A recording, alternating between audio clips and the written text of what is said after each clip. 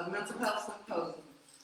This program is brought to you by Friendship Missionary Baptist Church Social Justice Ministry from the Health Committee, also in partnership with our sister churches, Temple Bethel, St. Paul Missionary Baptist Church, and Antioch Missionary Baptist Church.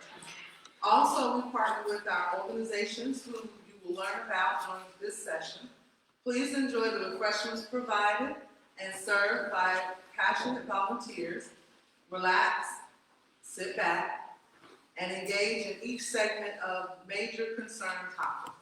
It is our hope that you gain information and contacts to share with those in need of help or direction. We will begin our session with a word of welcome, a social justice message, and prayer. Next, we will enjoy the presentations from our respective expert guests. Afterwards, we will use a few moments to complete a survey to help us with future sessions and share some announcements. Our final word will be shared and a prayer to close us out. Thank you again for sharing your time with us today. At this time, I would like to turn it over to Kamaria Lawrence, a passionate representative of our social justice ministry. We appreciate her tenacity and leadership in our ministry and look forward to her spiritual contribution during our session. Please give Kamaria Lawrence a warm welcome. Good morning, everyone. Good morning. As it's already shared, my name is Kamaria Lawrence with Friendship Missionary Baptist Church Social Justice Ministry. I primarily work with the political, social justice arm of this ministry, but everything is a social justice issue. Everything. You can talk about who you're going to vote for, but if the person you elect is not a proponent of safe communities, healthy mental health communities, does it really make sense? We need to realize that mental health, and I am not trying to claim to be a mental health care professional because I am not, but I do know that mental health, it looks like so many different things. Whether it's someone being depressed, someone being extremely happy all the time, which is really a dangerous situation, that can be very scary and it can be very dangerous at times. And there's so many different things that we want to learn more about here today. I want to share a word of meditation with you. But first, before that, I do want to share with you that the social justice ministry here at Friendship Missionary is focused on building and strengthening voices for action to address local, state, and national issues as they arise through purposeful dialogue and deliberate action. So please support this program as you are today, and come back and support other efforts that we're doing with our community partners and our church members and all that surrounds us. Let us pray.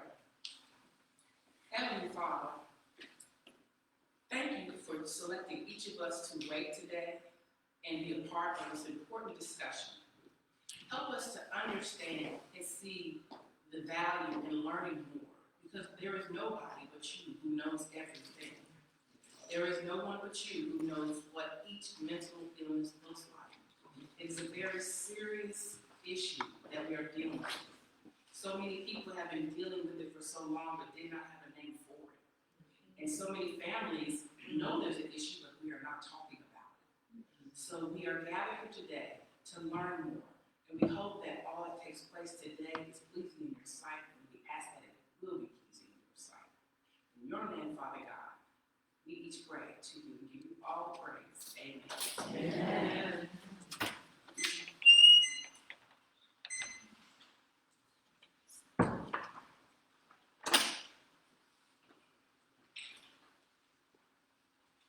Thank you so much, Ms. Kamaria Lawrence. I appreciate you speaking on behalf of our program this year. At this time, I would like to thank Alexander Youth Network for participating in this year's event. AYN has provided a representative, Kevin Whitlock, and the marketing manager at AYN, who can be located on the outside of the choir room to answer questions and provide information on its services before, during, and after this event. AYN's passion in servicing the community has also provided our first speaker on the topic of social media and its effects on mental health.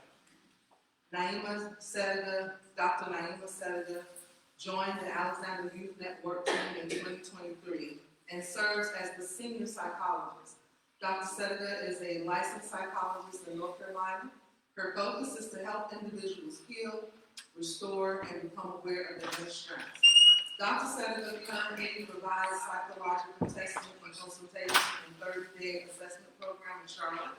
She brings over 15 years of clinical experience as a licensed mental health professional and is dedicated to serving youth and families in North Carolina who are in greatest need. Her areas of expertise include developmental psychopathology, psychological evaluation, and clinical consultation, as well as risk assessment. She earned her BA from the University of Maryland in Baltimore County in applied psychology, her M.Ed in rehabilitation counseling from Coppin State University, and her PhD in counseling psychology from Howard University. Please welcome Dr. Naima Sedega.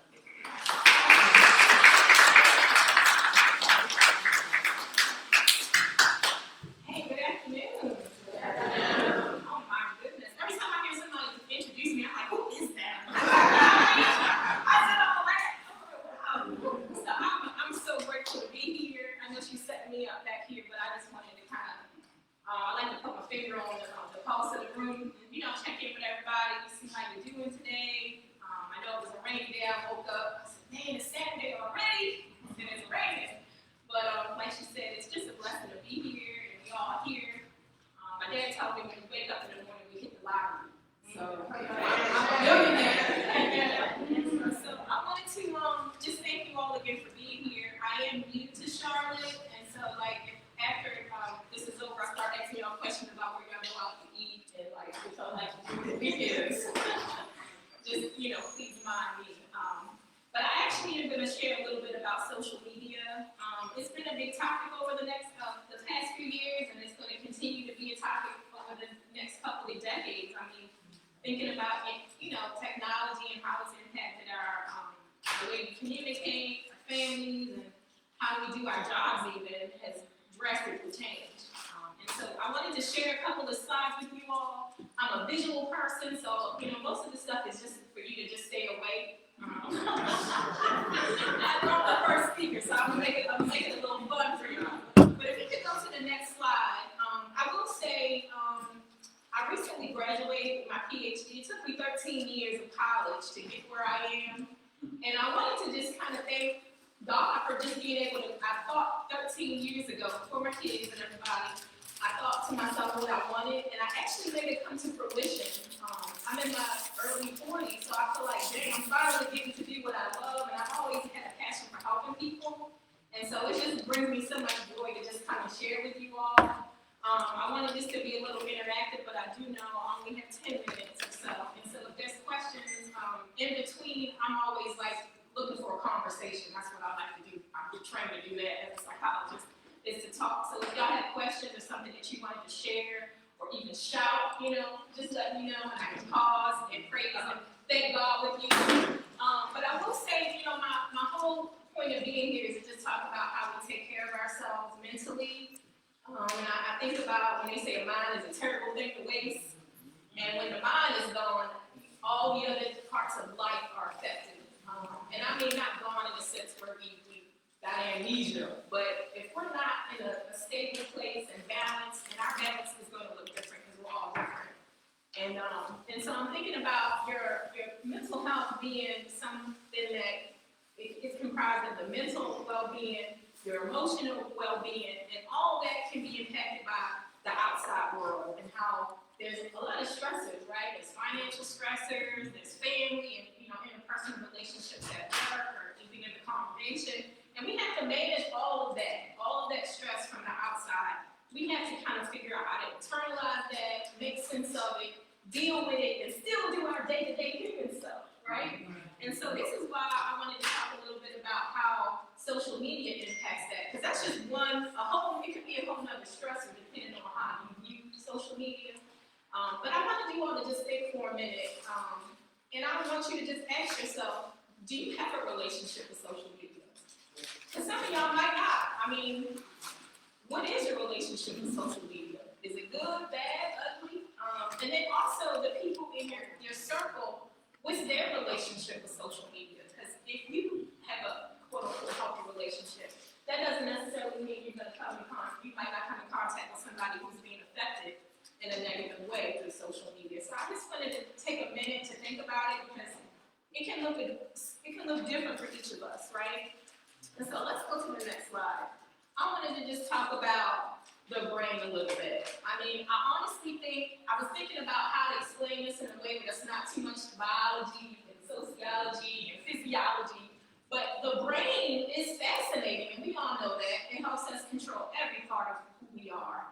And I wanted to just kind of talk about social media in a sense where it might not affect any of you in the room, but how it's driving everything that we do. I was talking to my dad the other day. He said, I can't get a human being anymore. I gotta get an automated system. I gotta go online. I gotta click this. I gotta click that. And for some people, that's stressful. Yes. And especially got some physical problems too. And so social media, in a sense, affects our brain, and technology in general stimulates the brain in certain areas.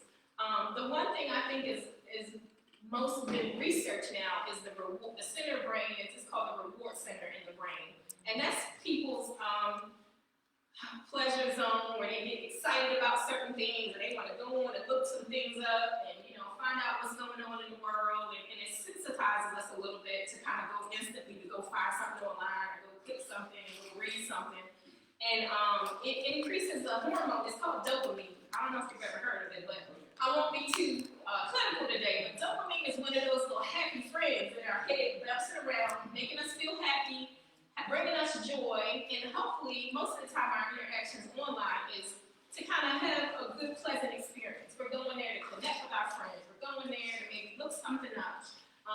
And so, sometimes, they can become addictive. And I don't know if there's anybody in the room.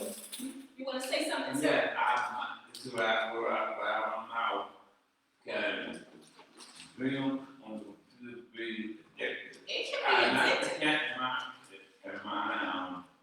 expert it is. Listen, I will definitely second you on that. I had to give it up for Lent one year. I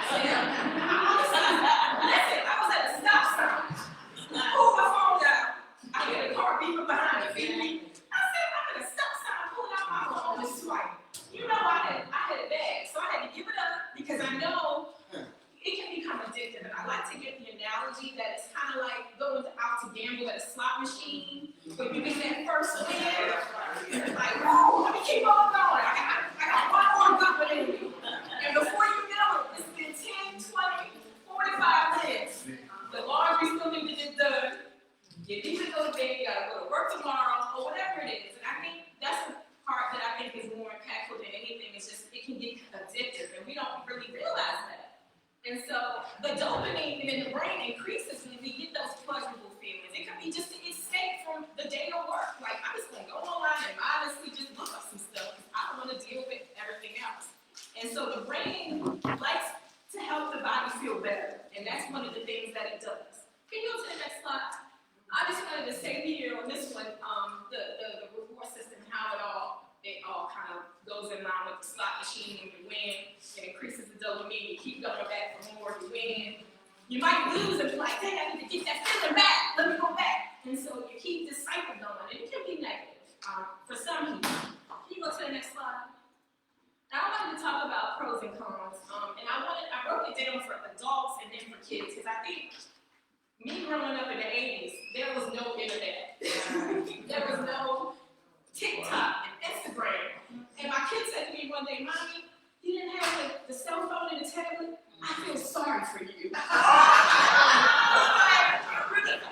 feel sorry for y'all. That's a lot. And so I think for adults, for me as a parent, I think it's more so having to monitor and make sure that we keeping the family safe. Because sometimes kids are out, they start to find friends online, and they're connecting with folks. And it can be really tricky sometimes when you've got the parental controls that don't always get all the control. Right. How did you get on TikTok from this site? I don't know. They're smarter than me. I don't know. But as an adult, I think it's important too that we we monitor our own use sometimes because we do use it sometimes as a way to escape. We might use it as a way to connect with people. And I don't say anything wrong about being online and connecting with folks, but sometimes it keeps us from the real person. We're gonna pick up the phone and say, hey, you remember my voice? It's your daughter. And I think that sometimes can give it away. You had something else, sir, you wanna share? Yes, You know, I only got about 8 more minutes, but I'm gonna pick over you. My buzzer gonna go off. Okay. But you know, I think this is important stuff, and I'm thinking that y'all already kind of, you connected with some of the things that I'm saying, and hopefully thinking about your own lives and how much you use social media, how much it can be helpful for you. And then also some of the pitfalls could be, you know, going online. The one thing I do notice that's happening more, this is what I wanted to highlight quickly, is the scammers. Watch out for the scammers. They are online, they're looking for you to go and do stuff and reveal information, and sometimes it can hurt you so bad that you got financial problems, you might be at risk for losing your house, who knows? Or putting yourself at risk to be jeopardized physically by somebody coming to where you stay. And so I've heard these things happen, and I think that's most important for adults, because we are smart folks. Most of us in here know what's right and wrong and what looks presentable and real, but sometimes we just have to check the facts online, because some of this stuff is, like they say, quote unquote, fake news, right? And we gotta just make sure we are protecting ourselves. And so that's one of the things that I think too, you know, I think is important for all of us. And then making sure our family is safe too with being online. And I do notice a lot of people like to post things that they got the best life, right? Everybody's living life, they got the vacations, they got all the nice fancy bags. But honestly, let's think about checking the facts on these people who are human, right? I'm sure they've had a bad day or two. So I like to call it the fear of falling off, but they call it FOMO, the fear of missing out. But I think I haven't coined the term yet. I might see it in an article one day. But fear of falling off for me, I'm an older adult. I don't really have a strong connection with social media like some of the younger people do. So for me not to be on, like, forget about me. I done fell off. Where'd she go? You know, she ain't hip no more. She ain't cool no more. But for the younger folks, we gotta watch out for them too, because they're looking at all of these things online and they think, oh, my life could be better, or my life is not this way, or my parents aren't this way, and I'm not living a better, or good enough for the best life. And I think that's a misconception too. So just to get off my soapbox a little bit, can you go to the next slide? I'll talk a little bit about this. I don't want to rush through it because I feel like my buzzer will come up soon, but I will say for kids, they're super savvy. I know for me personally, I have to monitor my kids, and so I have conversations with what they're doing. And it's also healthy to, you know, be able to go online with your kids. I mean, I got an avatar on one of these sites where I get to go in and figure out what they're doing. But again, kids can offer information that we don't even know. They share stuff about the family, and then you maybe have somebody knock on your door that you had no idea they knew where you lived. So having family and friends check in with each other and having a conversation with your family who got kids and making sure that they're doing things online that are safe. And then, you know, having a connection with your family off the screen. Yes, ma'am. I want to say really quickly, having been an educator, now you need to take the time from your child. Absolutely. Because they wake up in the middle of the night, you know, and they on there. They're Oh, on yeah. they're on social media. Absolutely. Absolutely. And they get slick with it too, right? Yeah, so we definitely need to monitor our kids. And I know it can be easy for me as a parent to just put my kids in a corner with an iPad and I do my own thing. Right? And I'm like, all right, I have 5 good minutes of quiet time now because my kids are on their internet. But you don't know, and this taking a lot of time away from you spending time with your kids, having a relationship with them, keeping them safe. And if they're online, let them know. Like, don't give out our phone number. Don't tell us people where we live. Don't even give your real name to some of these folks online because you don't know. And so I think that's just our job as older adults is to protect our young folks. But honestly, statistically, the teenagers, the young adults are struggling most with the social media frenzy. And we can go to the next slide. So the kids that I see, sometimes they have these relationships with these people online. They don't know who they are. It could be a grown man somewhere, and they say, oh, that's my boyfriend, you know, and all that. Or if they see somebody online, and they they start to get depressed or anxious about not having what their other friends have. And so I really think the younger generation are the most affected. 18 to 24-year-olds. Some of y'all might be 18 to 24 in the room, but I know we know some 18 to 24-year-olds. And I think those are the kids who are suffering from the cyberbullying. You got people who are bullying online. You got kids committing suicide because of what's happening on these social media networks. You got kids out here, young adults, going to get makeovers and looking like the reality TV show stars, that they want to look a certain way. And so there's so much influence online, and I just want us to be able to protect ourselves. So I'm going to go to the last slide. I think it's a self-care slide. What we can do without having a phone. What can we do without being on social media? Go for a walk. Sit in silence and just meditate. Read a book. Take a nap. Make a nice meal. Go fix something in the house that need to get fixed that ain't been fixed in about a couple weeks. You know, do some things offline that could be helpful for you and your family that doesn't require a click or, you know, a boot up, we need our power cord, that kind of thing. Because I think that also has really impacted the way we live our lives at home. Not all a bad thing, but, you know, these are some things that I think we can take care of ourselves a little better at. But yeah, if y'all have any questions, I think I do have a few minutes for questions. Yeah, we have about 5 minutes for questions. We had questions during her presentation. Yeah, anybody else? Go right ahead. Just make sure you speak loud enough.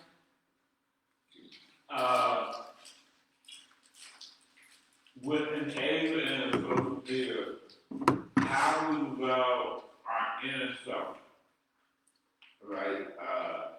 Self-esteem, self-love, self-worth, Absolutely. Happiness. Absolutely. It seems like we're not spending enough time in our inner self. Yeah, we're looking for somebody else to validate that. Absolutely. So you were saying we using this online portal to fill ourselves with love from outside out. Not even a real, connection. Absolutely. So how could we start to love ourselves a little bit more? That's a good thing to think about. Yes. And one of the things I want to add when you had about children and social media, one of the things they struggle with in school is writing. Yeah. Big time. So I'm texting all all day. day. So have a journal. Put that Absolutely. and have some journal. It's writing. Free writing.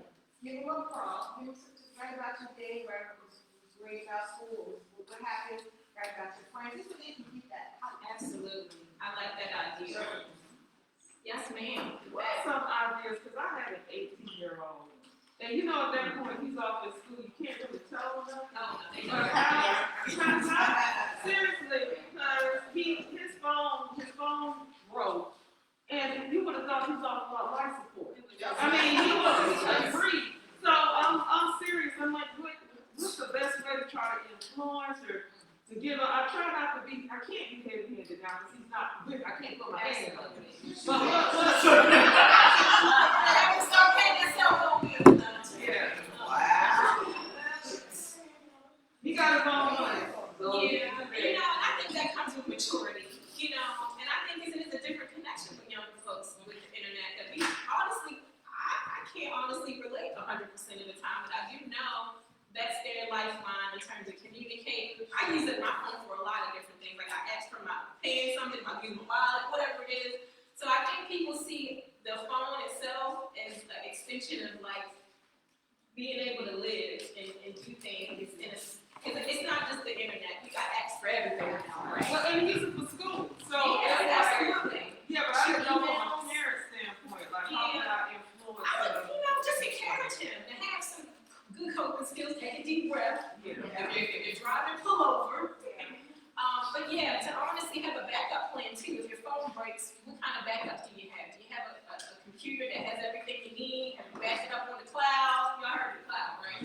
Yeah. All of that stuff. Because I think that's important too for technology. Yes, educator. So you said you can't put your hands on them? I used to teach high school. So you want to put your hands on them? But you can set up boundaries. Excellent. Having, like I said, take that phone at night, set up perimeters, Saturday we're not gonna be on He's the in college phone though. for like 5 hours because we're having Mother's Sunday. Those are some things he likes to do. Shoot some hoops with him. go bowling, there's all kind of stuff. But set boundaries for him, otherwise that's gonna be his whole life. It's like, Oh, yeah, right there. it is. So setting boundaries, and yes, you can't put his hand on because you birthed him. But, you know. I don't be like that. I know, just set boundaries for him, this week is gonna be a 2-day no phone. He's gonna die, he's gonna act like he died, but he'll be all right. Well, I want to thank y'all for the time and all the wonderful comments. And we gotta keep checking on ourselves and checking on the people we love.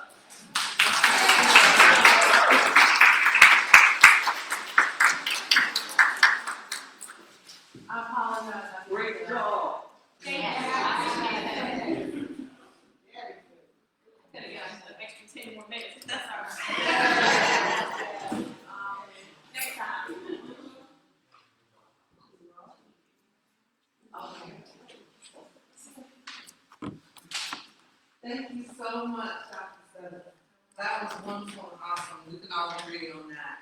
And hopefully, I don't know how long Dr. Sutter will be with us today, but if you have time, you might be able to take some questions outside. Okay, perfect.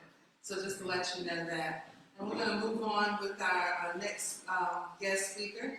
Charlotte Mecklenburg Police Department has established a passion in servicing our community. Today, CMPD has provided our next speaker on the topic of suicide.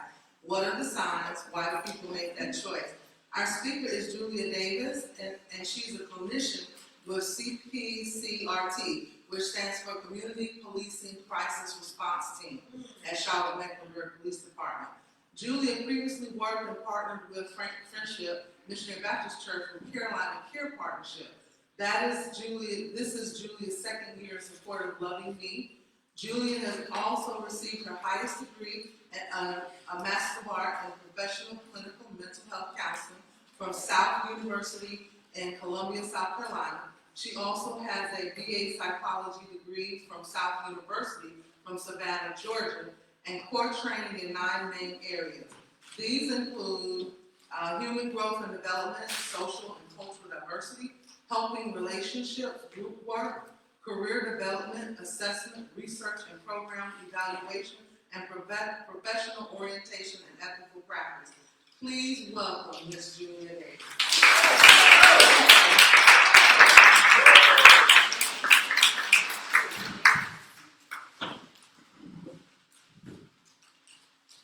Good morning, good afternoon to everybody again. Glad to be in the house one more time. I'm going to use my slides to make sure I stay on time. So today's topic is going to be about suicide, so it's a very heavy topic. So if you need to step away, feel free to step away and come back. Today's topic is about suicide, and I named the presentation Despair Death. Despair means hopeless or helpless. And so suicide, the definition is somebody's taking their own lives. Next. So the number one question that I'm always asked on scene, as soon as you hear, somebody killed themselves, the number one question is why? Why? So most people complete suicide because they are faced with a lot of crises, or multiple crises, such as losing their job, a great loss, somebody in their family may have died. So any type of crisis can lead somebody to commit suicide.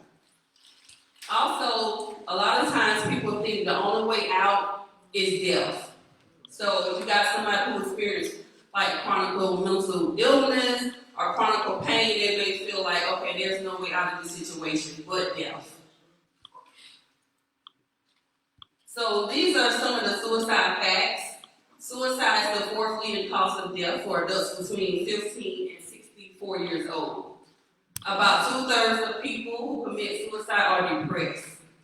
So some of the signs to look for if you think somebody's depressed, sometimes they have low moods. Sometimes they're not able to get out of the bed, they're not taking a shower, or they're not being as active as they used to be. So those are some signs of depression to look for. There's 1 suicide for every 25 attempted suicides. An attempt suicide is where someone tried to kill themselves, but they was unsuccessful. So self-harming behaviors, I just want to make sure you know the difference between self-harming behaviors. Those are where somebody may bite themselves or cut themselves or participate in headbanging. So those individuals are not actually trying to kill themselves, but sometimes in the act they may in fact kill themselves. So that's a little difference between somebody with a history of self-harming behaviors and somebody with a history of trying to actually kill themselves.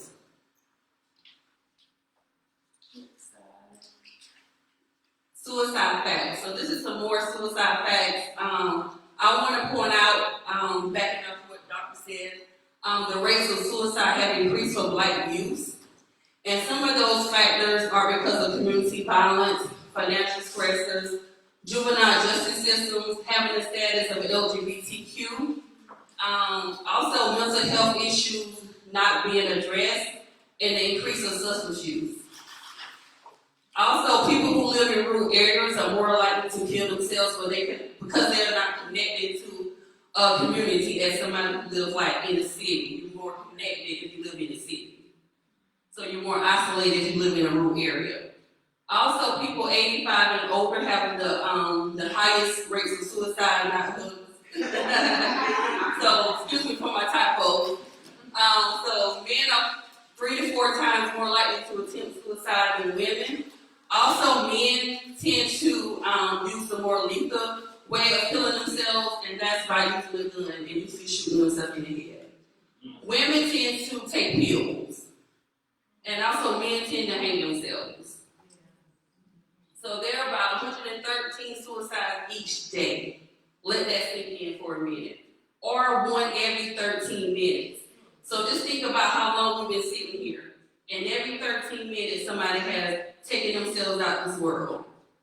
So on my job, my day-to-day, I always say, you got somebody on this side taking somebody's lives, you got somebody on this side fighting for their lives, and you got somebody taking their own lives. Okay? So keep that in mind. So some risk factors.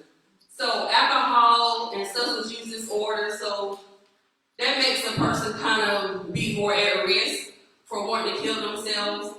So just pay attention to that if you know anybody who got a substance use disorder.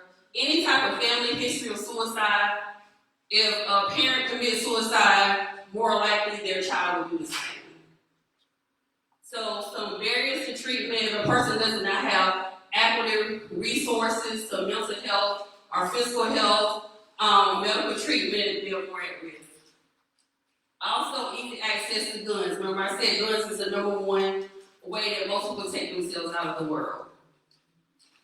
So, physical illness, if somebody gets diagnosed with cancer, HIV, some of those lifelong diseases or medical conditions, a person may feel like, I have this chronic pain that's never going to go away. So the solution to this is to kill myself. Take myself out of the world, right?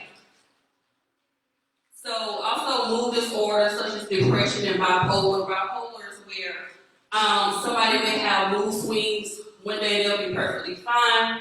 The next second they may be angry and cussing. So that's kind of like a mood disorder.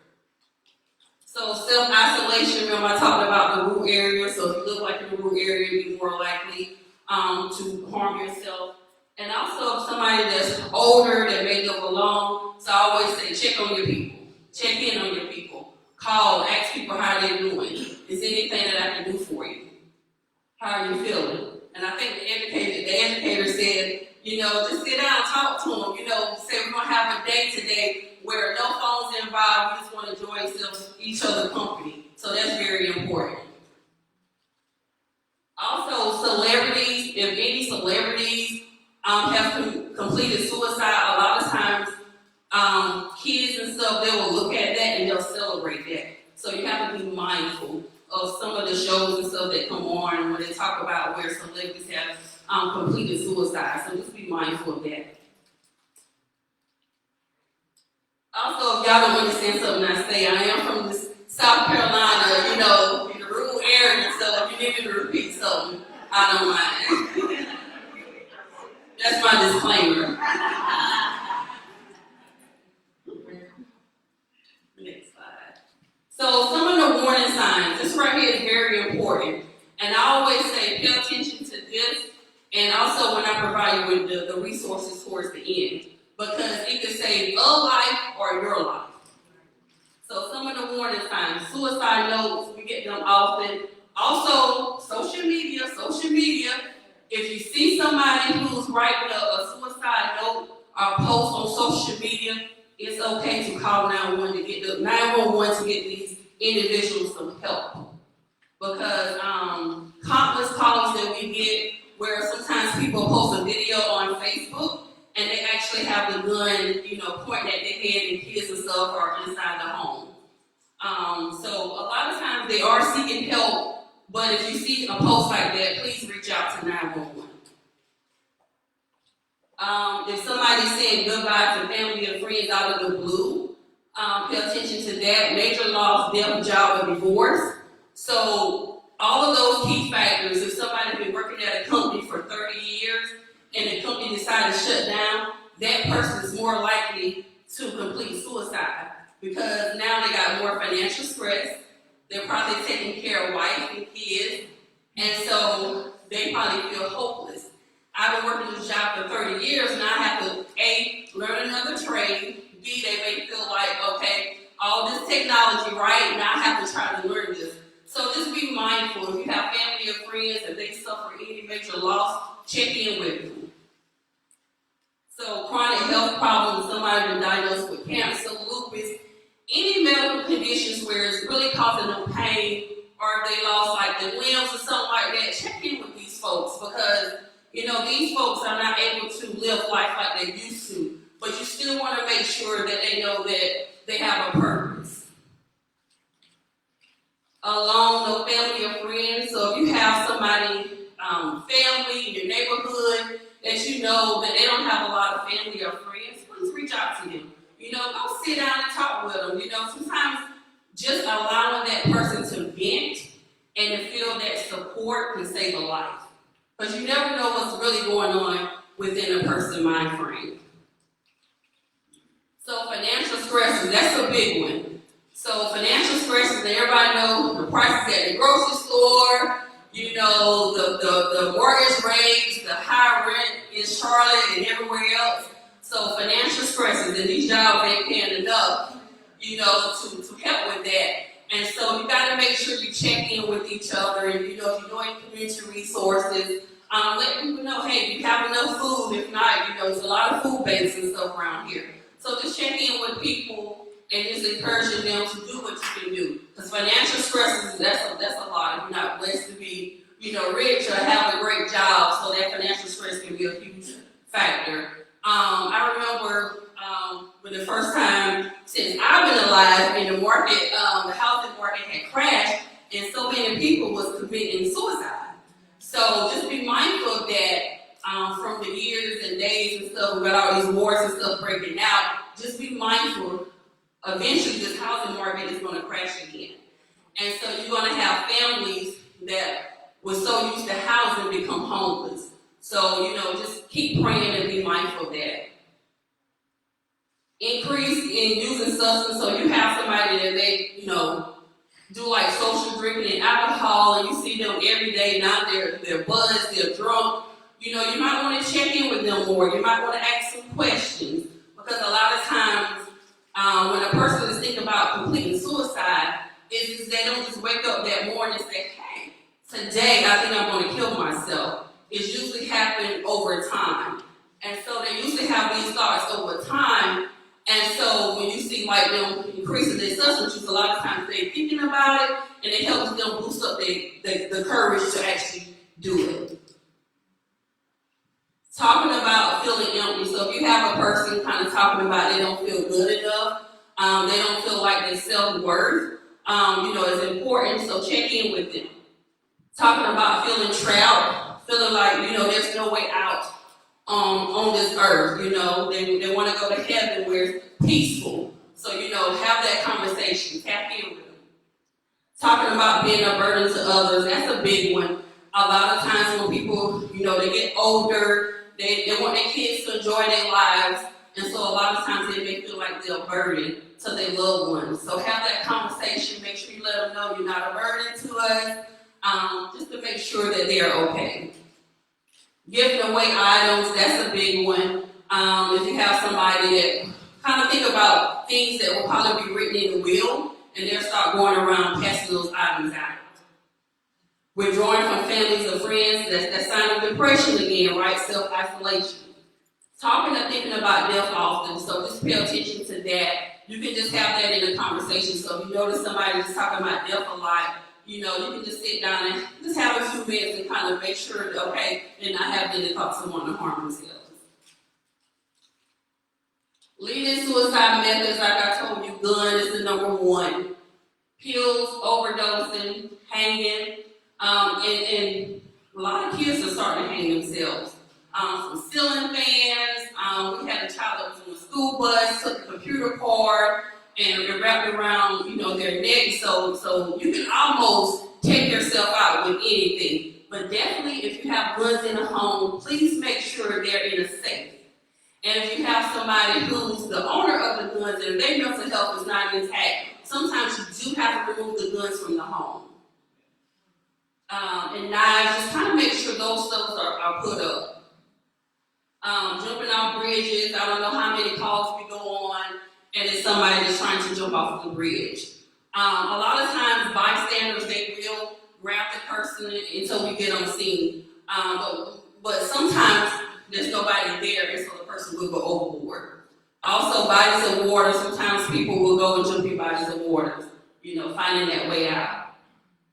Cutting, a lot of times people will cut their throats or cut their wrists. So just be mindful. Suicide careers. This one right here is a big one. So listen up, if you got somebody or if you work in any of these professions, please pay attention to this slide. So these are the top careers where people commit suicide. Medical doctors, dentists, police officers. We had like 2 police officers within the last 3 months that had killed themselves on the force, even though they have access to all the resources. Because a lot of times, people in these professions are faced with so much stress, and a lot of times we're always helping somebody, and so a lot of times it doesn't feel right or comfortable when you have to ask for help. So that's why we have to bring awareness to this.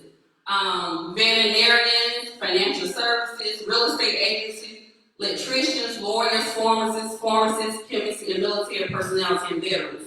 And also mental health providers. A lot of mental health providers, because they always listen to everybody else stress, and so they will complete suicide as well. And so that's why we encourage self-care, self-care, self-care. So what to ask? So you may see your co-worker, friend, or family member, and they look like, their moods have been off lately. They seem like they may be a little depressed. Don't sugarcoat it. Ask them, are you having any current thoughts of wanting to harm yourself? And most of the time, if somebody's having actual thoughts, they're going to tell you yes. Have you ever wished you went to sleep and did not wake up? Sometimes they get so used to the first question, so they might answer right because they don't want to go to the hospital. But if you ask them that second question, a lot of times they'll be honest. Also, do you think the world would be better without them? That's an important question to ask somebody as well, because a lot of times they will be honest.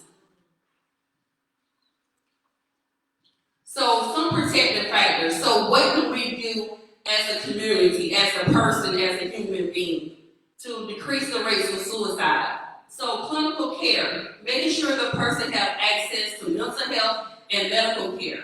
That may include counseling, medication management, because sometimes people have a history of suicide ideations, and suicide ideations are just thinking about killing themselves or harming themselves. And so that person may need medications to help manage those moods and those thoughts. Family and community support, hence we have Friendship Missionary Baptist Church. So it's good to have that family and community support. Problem solve, make sure you teach your kids and stuff how to problem solve. Because sometimes you may have this problem and you may think this problem is the end of the world, right? Especially like breakups, dating, when you're a kid, you think this is the end of the world. But if you teach your kids how to problem solve, all your issues won't be solved, right? But if you teach your kids how to problem solve, they'll learn I can get through this problem. It may be tough, but I can get through it. Resources, please pay attention to this. Always, if you think somebody's at risk for suicide, call 911. You can ask for a CIT officer. Also call 988. That's the United States main number, 988, and they also have a chat line. Call Mobile Crisis. So Mobile Crisis are counterparts. So Mobile Crisis are licensed therapists too, but they do not come with an officer. See, I'm always partnering with an officer. The Mobile Crisis number is 704-566-3410. Press option 1. Sometimes they do have a standing ETA because they serve the whole Mecklenburg County. Also, I don't know if many of you are familiar with this resource. This is the Smith Family Behavioral Health. It's an urgent care for mental health. So if anybody you know that is struggling or feeling overwhelmed and they not necessarily want to go to the hospital, let's say you just stressed out, your kids, I don't know, your husband, your job, you just stressed out. You need a place to go and relax. So they have recliner chairs. You can go and relax, eat a snack, talk to a psychiatrist, a therapist, and then you can discharge and check yourself out. And if they figure out you need a higher level of care, they will recommend or send you to one of the hospitals. Novana, Atrium Health, Behavioral Health. And that's just the phone number and the address. So if you know anybody, if you meet somebody that's homeless, they can also go here. They can take a shower. They'll be provided with a snack. So that's a very great resource in Mecklenburg County. Any questions for me? Being that I work in a church, what can we do to help other than pray? But what can we do to help this community with thoughts of suicide? That's one. And do you do this in the schools? Yes. So we have somebody that's CMS. We do have partners where they have therapists in schools. And if they're not able to come see the kid, then we'll go in the schools and see them as well. Yeah. But how do we, as this church, reach out to the community regarding this subject? As a church, always just kind of be mindful of your members, because you start learning their behaviors and their moves. And also, you can put in a little suggestion box.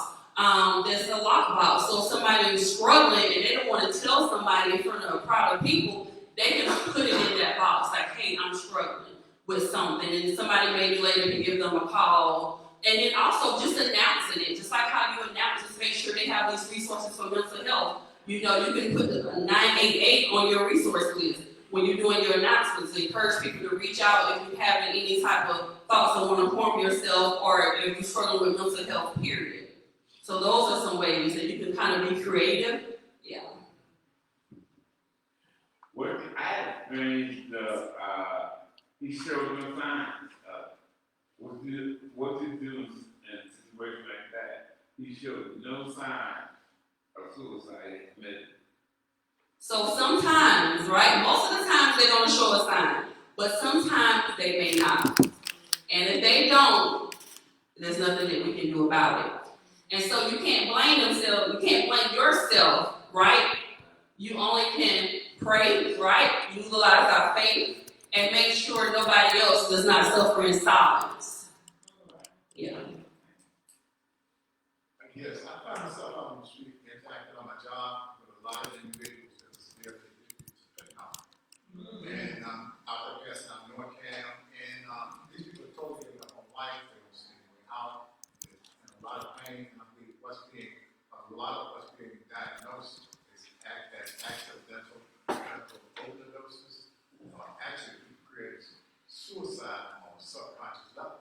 Yeah. Because they don't see any way out. Yeah.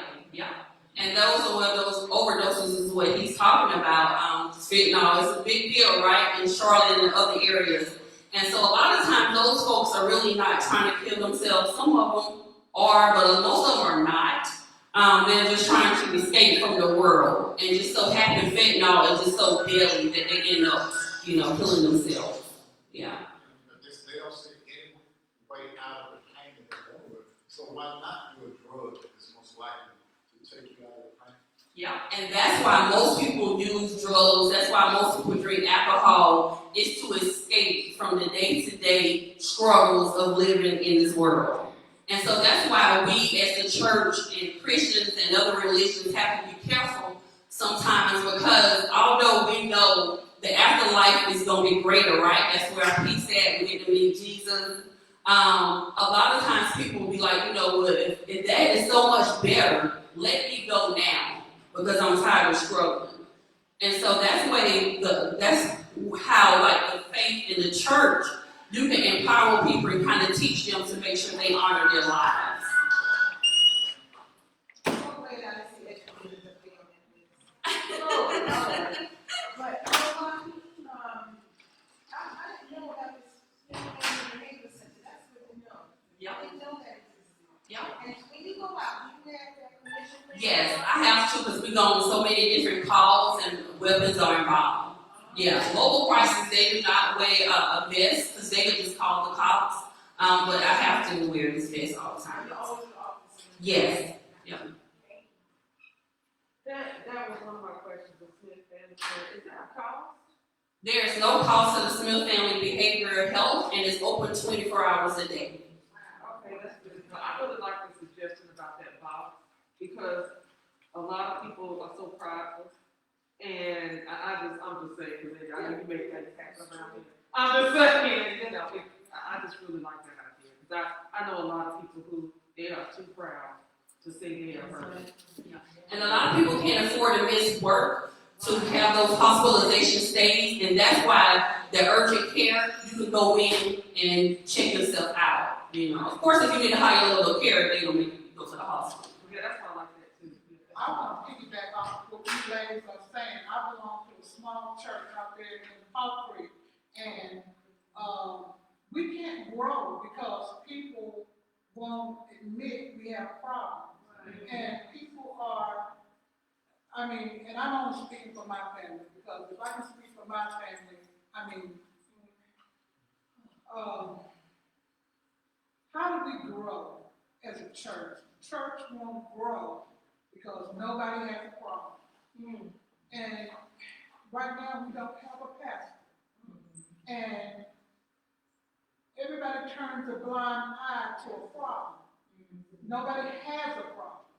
We come to church dressed up and we can pretend like there's nothing going on. But we're broken. We come to church every Sunday and we act like ain't nothing going on until something hits your family. And this is why I'm here this morning, because suicide has walked in my house twice. I have a granddaughter and I have a husband that has been visited by suicide. Thank God they're still here. But I go to church every Sunday because I have faith enough to believe that God is going to build us up and use me to bring something back to the church to help my church. What do? We're too close-minded. We're too proud. I would suggest it's not always about trying to really tell this person or get them to admit that they have a problem, because most people, they're not going to admit to that. But the thing of it is, have your leaders. I know you don't have a pastor now, but have them. Their sermon today is going to be about depression. Their sermon today is about anxiety, because the Bible purpose is to teach us how to handle those things, right, from day to day. And so a lot of people commit suicide because the church tells you don't do X, Y, and Z, because if you do X, Y, and Z, right, you know where you're going to go. But the church is not telling people, if I'm faced with depression, what do I do? If I'm faced with financial stresses, what do I do? What do I do? So have whoever pastor, whoever leads in your church, you can also start peer support groups, right? Because a lot of times people won't talk in big crowds, but smaller groups they will. But that's how you normalize it, is have the pastor do different sermons on mental health subjects. Well, for our Wednesday is on mental health. So that's why I'm here. To try to get some information to bring back to the group. Because, we're not growing as a church. And the reason we're not growing is because we're not getting the right information. Going with the past stuff, this is stuff that's relevant today. Yeah. I mean, we have people walking around in the community that's suffering. These are our family members. I mean, come on, let's tell the truth. Thank you. Thank you so much, Julia. And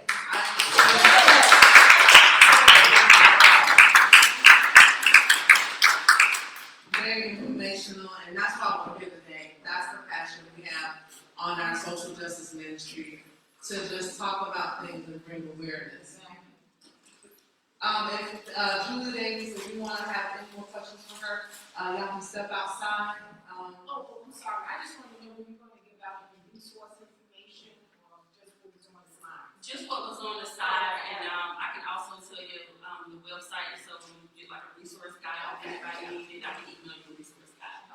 And we'll have surveys at the end of this, so you can put your email address and we can send that out to you as well. But we're going to continue on to our next speaker. Thank you so much for CMPD and Julia Davis. We appreciate you. And next, we want to acknowledge the passion of C.W. Williams Community Health Center. CWCHC has provided a table. Forgive me on that. Has provided our next speaker on the topic of after effects on COVID on our mental health. Our speaker, Virginia Jenkins, is currently the Behavioral Health Director of C.W. Williams Community Health Center in Charlotte, North Carolina. In this role, she manages addiction and mental health services, promoting the integration of services with physical health care to address the social determinants of health. Virginia is the former executive director of Hope for Justice Survivor Care in the Lily Pad Haven program, which is a nonprofit organization in Charlotte, North Carolina that provides transitional housing and supportive services to survivors of human trafficking. This is also Ms. Jenkins' second year in support of Loving Me.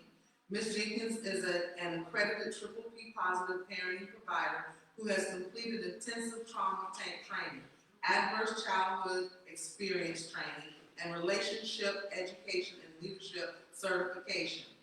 She focuses on highlighting an individual's strength, helping identify barriers to their successes, to create wellness strategies to produce positive outcomes. She is also an alumna of Johnson C. Smith University. Please give a warm welcome for Ms. Virginia Jenkins.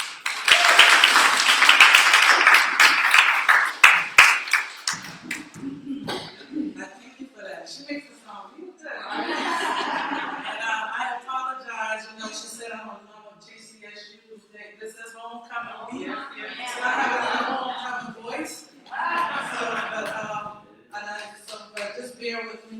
I too am from South Carolina, from Charleston, South Carolina. So I'm going to try to slow it down a little bit between my Charleston dialect and this voice here. I want to make sure you can hear me and understand me, right? So today I'm talking about mental health, after effects of COVID on our mental health.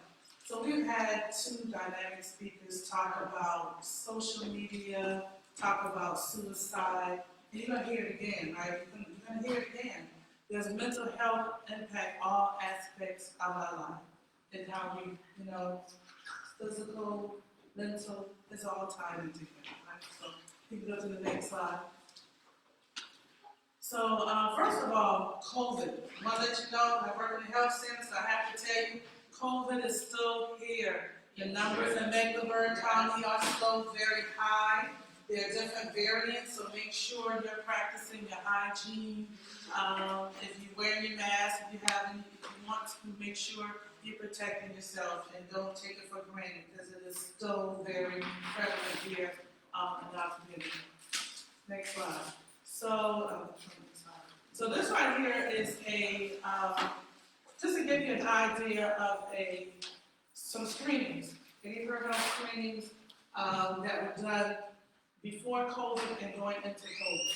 So I think my intern here from Howard that's with us today that helped me with this particular slide. I had to make her go ahead and get her evidence here. So this just give you an idea of, this is just what it looked like before. People screenings, they weren't too high, but it spiked. It really spiked during COVID. So we can put the next slide. So who was impacted? adults, children, pregnant women, persons over 65, I should say. The LGBTQ community, students of all levels, individuals with substance abuse disorders, individuals with health issues, individuals who actually contacted COVID. So we're gonna keep it rolling. We're gonna go to the next one. So who's impacted? Everyone is impacted. Our friends, family, employees, communities, right? Everyone has been impacted by COVID. COVID is here. It's a way of life for us now, right? It's not going anywhere. It's just how we're gonna maneuver through it. So everyone is impacted by COVID. What are the effects? We talk about increased isolation, suicide thoughts, insomnia, loss of employment, depression, anxiety, decreased physical health, substance abuse and addiction. Some of them are going to overlap. It's going to overlap with what we've already heard in the social media. It's going to overlap with what we heard in suicide. So it impacts everyone. Everyone is affected by COVID. But what we didn't know about COVID, the isolation, right? It isolated us. We are not designed to be isolated. We're supposed to be engaging and interacting. So that's how a lot of stuff starts to seep in, with that isolation. A lot of time spent with the social media. And we're seeing things that are not real, that appear to be real, things that we want to be a part of, that we probably should not be a part of, but it's the isolation. So the see that figure it out. Now COVID, mental health and substance use. This right here, I just want to kind of give you a visual of how the numbers have increased and decreased and kind of tapered off a little bit during the pandemic. So with a lot of things have increased: anxiety, depression, and all the substance abuse. This is just to give you a visual. You know, I just want to kind of reiterate some of the things that have already been said. But any questions or any thoughts about what you've seen so far? Okay, go ahead. I just want to say that, only thing I've seen good come out of COVID is the fact that mental health now. I know it's on the rise, but a minute, You know what I want to say today. That's one of the things, so thank you for that, I appreciate that, because you're right, it shined a light on mental health.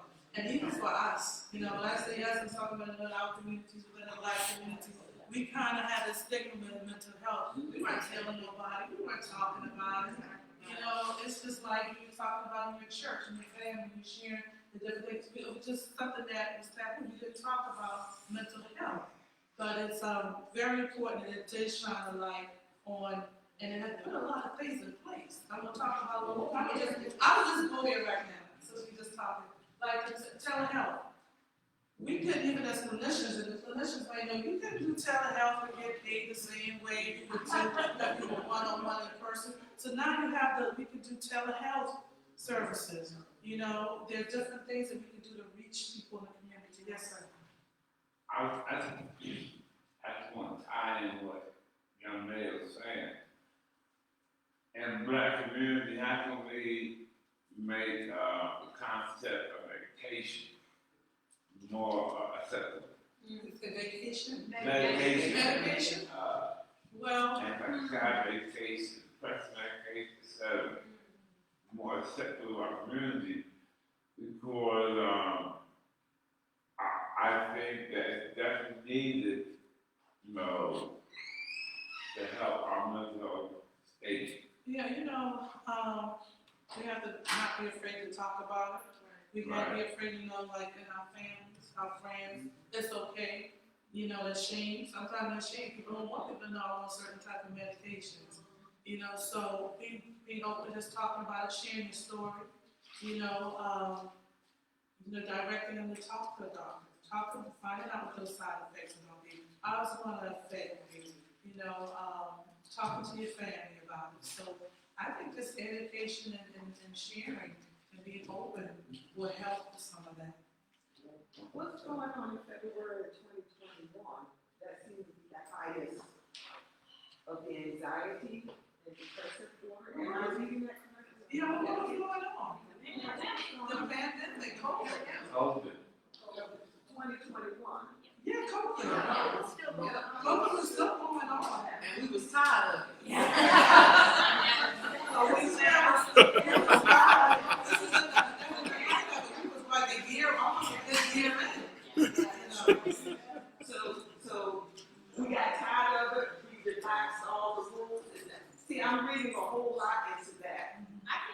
was like the long-term impact of being at home for so long. And we had the hope that it was gonna be, I was thinking it was a fluke. I was like, it got, you know, something to this. But after so many months of being at home and having to deal with all the transitions and fighting over toilet paper and things like that. You know, you gotta remember March 2020 is when everything kind of shut down. So you're almost a year in right now. Like she was saying, you know, people being home, they're tired of being home. People like going stir crazy, like ready to get up out of here. We're ready to like, okay, what's going on here? So we can go to the next slide. So that's what happened. So the increased mental disorder and COVID. So everything increased. Depression, anxiety, substance abuse. Here in Charlotte, like the gentleman Mr. Covenant said in the back, the fentanyl here in Charlotte. It's kill all. That's what we like to say. It's going to kill all. That fentanyl is high, and substance abuse overall was really increased during COVID. Alcohol use in COVID. People trying to escape that. And everybody can't sit with themselves. So the sickness stuff. So it's like that's a lot. That's hard to do, right? So some people turn to the substance. And, you know, so we want to make sure as a community, church community, if you're just in your homes or organizations, that we are just really talking about and letting people know it's okay not to be okay. Right. And that COVID really added a whole other layer to that for us, right? It's okay not to be okay. So, so all of those things have increased. So managing mental challenges, routine self-care. So take care of you, take care of yourself. Recognize what's normal and not. So, you know, when things aren't good, you know, okay, you gotta check yourself. Go to a doctor, talk to a friend, talk to somebody. You know, if you recognize something within a friend or someone in the family member that's not right, have those conversations. Do that check. Don't be afraid to say, girl, God, man, whatever, you okay? Get a therapist. Again, we cannot in our communities be ashamed to talk to a therapist. You know, I know you mentioned prayer, you know, but that's like, you know, faith without works is dead. So you gotta, you know, we put things in our path that we can turn to have that level of support. So go to a therapist, a psychiatrist, a psychologist, get some help. Join a support group. If it's for, you know, if you have any chronic illness, or if there's a support group for, like CWA, for instance, we have support groups for substance abuse. We have support groups for mental health. We have support groups for HIV support. So whatever it is, sometimes, you know, we have some patients that may not have any of those things, but they have some life issues, and they're like, okay, that codependency comes in, they come sit in our substance abuse groups. Because it's just trying to, you know, find some ways to deal with the struggles that they're having. So find a support group. Take any prescribed medications appropriately. Like you talk about medication, take medication. So if it's needed, if it's warranted. Take a break from social media. Like the good doctor right here said, that social media, that's addictive. And I don't know, I mean, I didn't know that's what I was thinking. Like, you know, early on, I used to say, that's just like a drug. It's impacting the same part of our brain. I used to tell parents, like, you know, you give this kid this device, this thing here, right? And they sitting there and they get addicted to it. It's the same part of the brain when we think about an individual on substance. It's impacting the same thing. So it's like we can give a kid a drug. So just kind of, you know, take a break on ourselves. Not just look at ourselves. We have to know how to sit back and take that disconnect for a while. I think the thing about getting therapists, I think that the Black community, especially with us, we think everything's fine, everything's going well. Getting a therapist and finding somebody that fits you and going. That's so important, finding the right therapist. And when taking that medication, make sure you get prescribed the right medication, but taking it. You see how many students I had that was supposed to be on ADHD and they was supposed to take the medicine and they weren't. And it's important that they do. And I had a student one time, and I could always tell when he wasn't on it, because by the time he got off the bus, they were on their walk talking, like, oh, Lord. But if, and then it was parents that just ran out, getting their habit. If they just keep in school and he's all over the place, they're not focused, they can't learn, that's just a waste of a whole year. But there's nothing wrong with going and talking to somebody. You talk to everybody else. That's right. Most people are professional as a helper, I think that's so important. I like that. I like you to talk to someone. So if you go, you find a therapist and it doesn't work for you, it's okay. Find somebody else. You have to get fit. It has to go both ways. And I like to tell people, because I also do private practice, I'm like, okay, let's have that consultation. Let's talk. It's got to be a good fit for me. It's got to be a good fit for you. We have to make sure it's a good fit, because I don't want to get disservice to anybody, right? So if you go somewhere and it doesn't work, it's okay. It doesn't mean therapy's not for you. It just means that individual or that agent, whatever, might not be for you. So you find somewhere else that's going to be a good fit for you. Exercise. We talked about that earlier. Moving. That's the best thing. Drinking our water, moving, exercise. Keep your body moving. Keep the blood going. Moving is very, very important. So available resources, 911. Of course, if you need to, you call 911. Already mentioned was the suicide crisis line, which is 988. You know, if someone calls you and you're not equipped to handle what they're talking about, you know, what they're talking about is too much, have them call 988. Maybe you can dial with them and say, okay, I'm going to call this number to get you connected. Call 988. We have the Mental Health America of Central Carolinas. We have Substance Abuse and Mental Health Service Administration, which is SAMHSA. NOM is up there. They were here this morning for the social justice side. Your primary physician or a healthcare provider. Not the CW's Community Health Center up there. Like you saw, all the services that we offer. We offer all those services, behavioral health. I know on the first slide you saw 5800 Old Pine Road. The original location is 333 Wilkinson Boulevard. The building was torn down, I think, in May, and it is under construction. So we'll be back in the west side of Charlotte. I think we're slated for August of 2024. Don't hold me to that. Things happen, but that's what we, as far as things happen, weather and all of that taken into consideration. But we are going to be back at 333 Wilkinson Boulevard. How to help. Never dismiss your feelings or the feelings of others. You can't say that enough. You know, if you're not feeling well, get connected. Get connected. If you know, don't dismiss what someone else is saying to you, those signs that you mentioned earlier. You know, if something is off, ask the questions. You know, you need to talk to somebody, and if you can't, get them connected. Listen with empathy and provide support. And if you can't provide it yourself, connect it to someone who can. Right? You don't have to do it by yourself. You know, you talk about your church. You know, you don't have to do it by yourself. Reach out to your communities and just get some help. Learn the warning signs. You know, I don't know if we're going to send that information out that we shared over for warning signs, suicide, just little warning signs. Do not keep suicide a secret.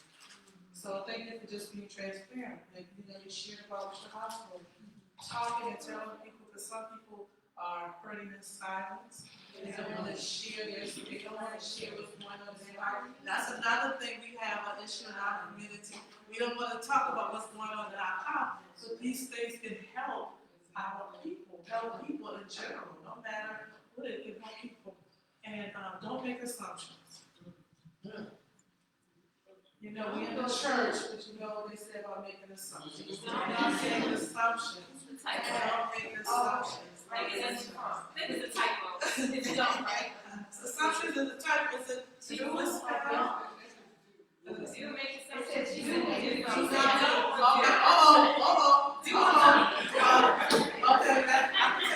but you know what? I can take accountability of that. Don't make assumptions. Don't make assumptions. So don't make assumptions. You know, don't make assumptions. And you know, don't make assumptions. And you know, I was sharing about common sense. We look at people and we think that they're supposed to know better because they're a certain age or whatever. But that's not always the case. If you don't know, you don't know, no matter what your age. And I shared with the group training yesterday. I said, my son hit me over the head the other day because I was talking to him. I said, that's common sense. And I don't know if I'm going to say it the same way. He said, Mom, your common sense is not everybody's common sense.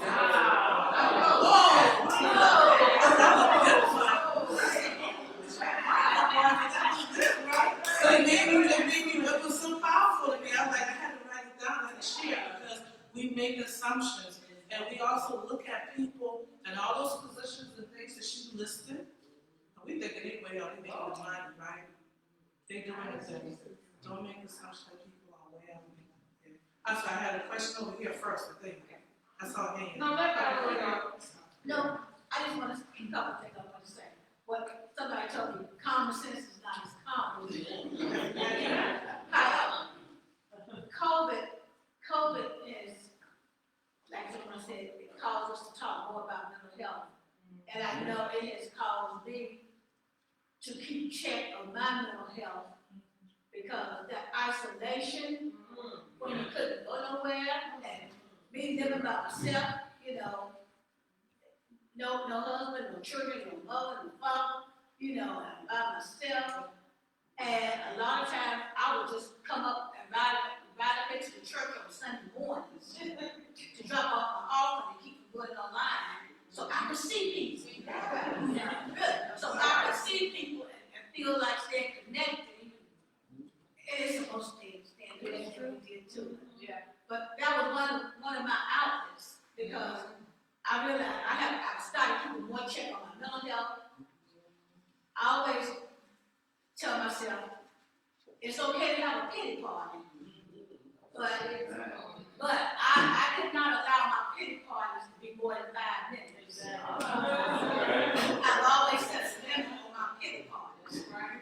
I would just go ahead and cry, talk so low and everything, suck it up in 5 minutes and move on. And then, but during COVID, I found myself having more pity parties.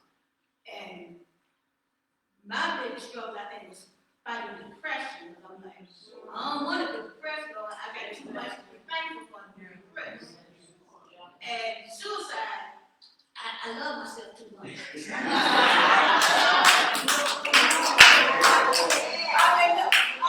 I love me too much. But I'm too scared to come on. Suicide, I didn't want to fight, make sure I could fight depression, because I had a lot of close deaths. Yeah. And that, I still struggle with that. And I know I get choked up. Sometimes I get choked up. That's and so it's common to me. I've never been one to just pull out my problems or talk. So that talking, I would have to get used to that. I'm not for saying what I feel like my problems are. For the lonely stuff, lonely at times, but I do know I try to keep one check on my mental health now.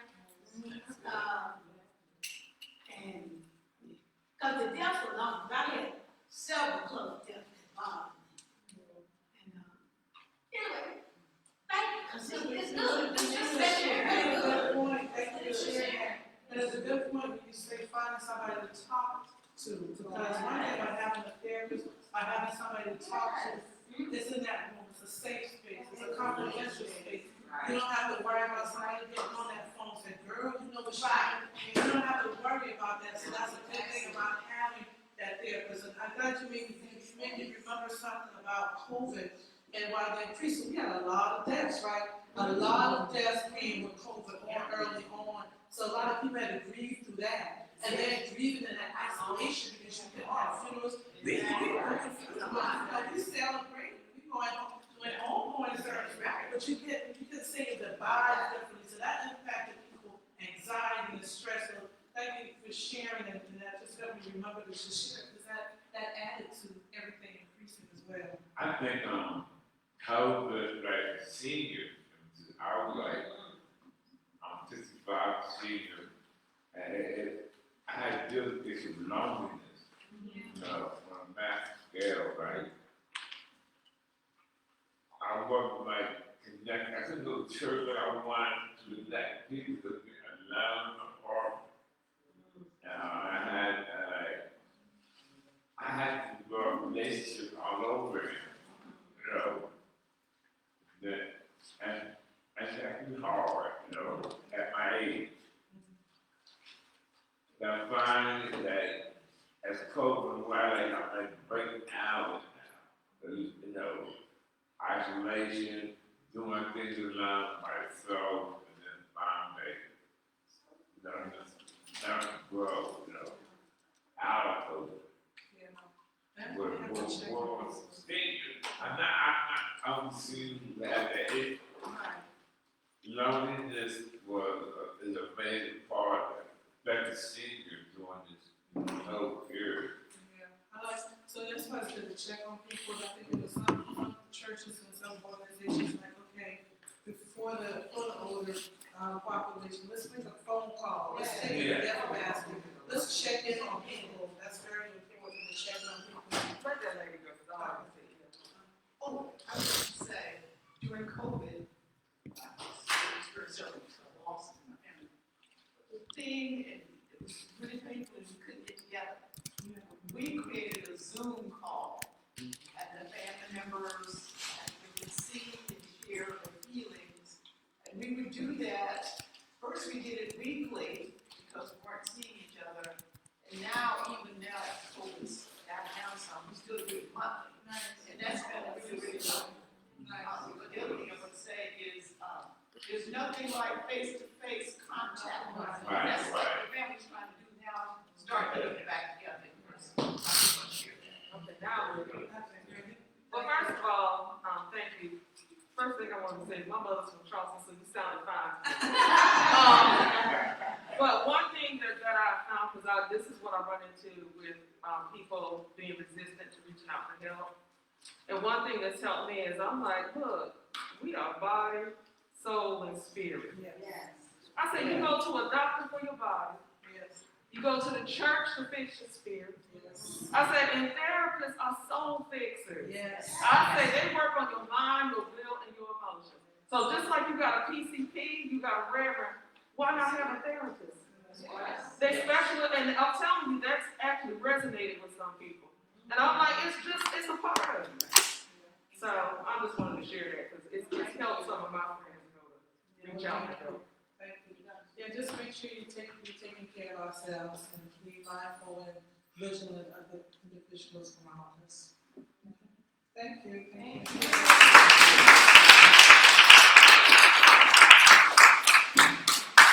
Thank you so much for doing this. We'll move on to our next speaker. Friendship Missionary Baptist Church continues to be in partnership with Carolina Care Partnership. This is CCP's second year in support of Loving Me. There's also, CCP has also provided our next speaker on the topic of mental health and substance abuse.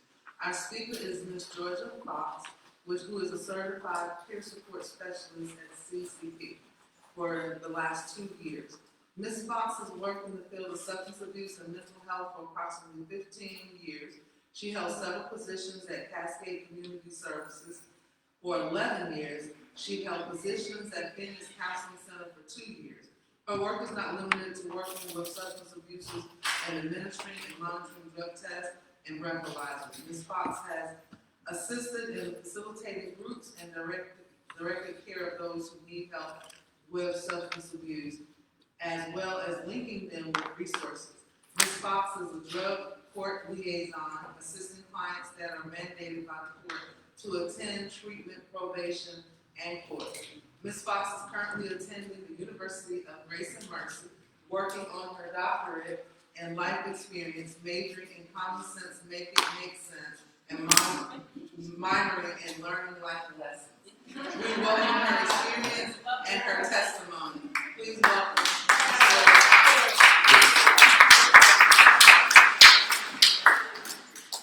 Well, hello, everybody. everybody. How are you? It's good to be in the house. So what I know is, this is where I'm supposed to be, right? My hats off to my queens who shared this for me, right? I love to see people doing well and who have the courage to share things with the community, right? For me, it's about touching one person. Like, I don't have to save the whole community, but if I could touch this one, right? Just be a service to one person. Because for me, it's about when I go to that gate, I want to hear, well done, welcome, my daughter, welcome, my child. So, wow, this is amazing.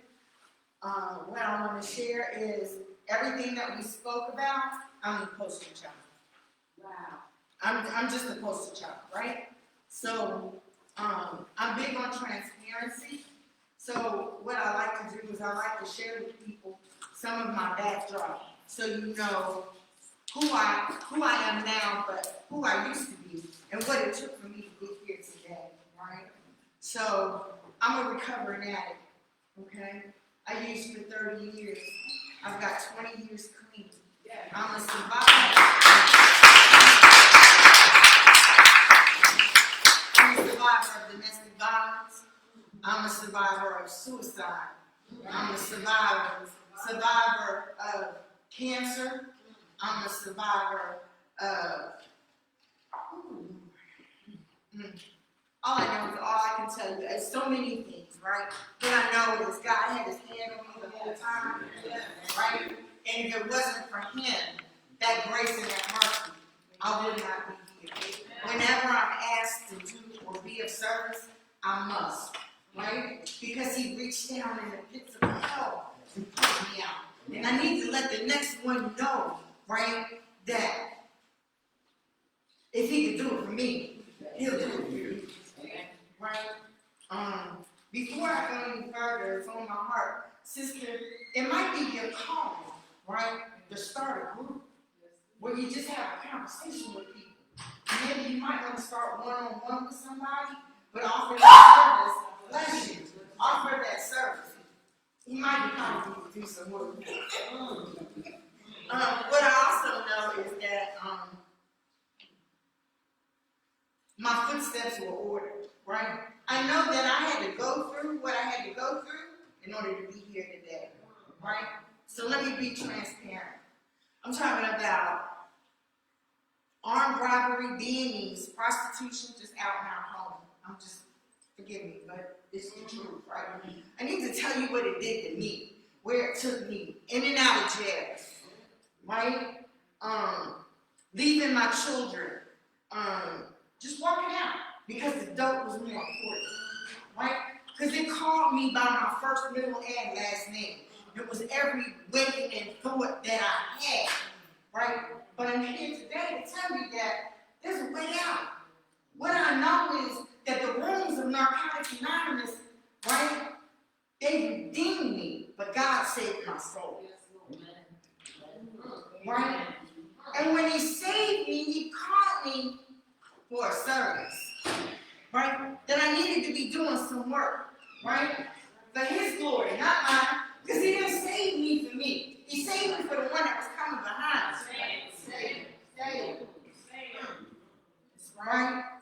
And I'm here just to, like, break some generational curses and stuff like that. We talk about, not talking about stuff. We have to. The healing is in the pain. The healing is in the work. And you've got to do the work. Right? A closed mouth don't get fed. You got to speak it. Right? You got to talk about it. Because it might not just be for you. It might be the person that's sitting next to you. You need to hear how you got to the other side. What resources you use. Right? It's about each one teach one. Help somebody, right? Because I know that as long as I love the flesh,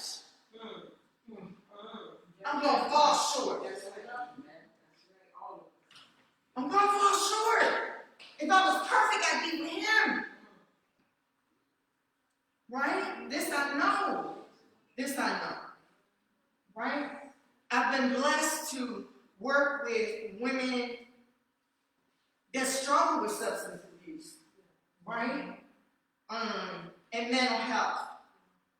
And I want to say that for me, it went hand in hand. I can't say that my mental health issues didn't contribute to the substance abuse, and the substance abuse contributed to the mental health. They walk together for me. I can only speak about what it did for me, right? And to me, right? But when I was coming up, you know, like many of us have shared in this room, that we don't talk about mental health. See, I was the one, oh, she's slow, she's stupid, she can't read, right? Because there weren't diagnoses for people like me coming up of ADHD and dyslexia, some of the things that I struggle with, right? And I say that I struggle with them because those are the things that I have, like I have high blood pressure and diabetes and all that other kind of stuff, and I'm an addict, and I have addict behaviors and tendencies and all that other kind of stuff, but those are the things that I have, but that's not who I am. Right? So, coming up in the late 50s, right, I had to find ways, I had to find coping mechanisms for myself because they wasn't taking me to the doctor for that. They were labeling me, but they wasn't helping me. You might want to watch her. She's going to be outside the wall, don't give it that. Right? And all that, you know, and then I come from an interracial marriage, so, you know, that had its own challenges. Because coming up in the 50s, right, we were the hidden children. My mother's white. We don't talk, you don't talk about mental health, you don't talk about being married to a white woman either. Especially depending on where you live, because if you get you killed, you be swinging from a tree. So we were the hidden children. And all this stuff created trauma, plus my mental health issues and all that kind of stuff. And of course, I turned to the dope. Because it took me outside of myself, it allowed me to be somebody that I wasn't. And I didn't have to face what was going on with me. I didn't like me. You didn't like me, I didn't like me either. And my struggles were self-acceptance because I wanted to be part of the crowd. Wanted to be liked and all that other kind of stuff, and all those things added to my substance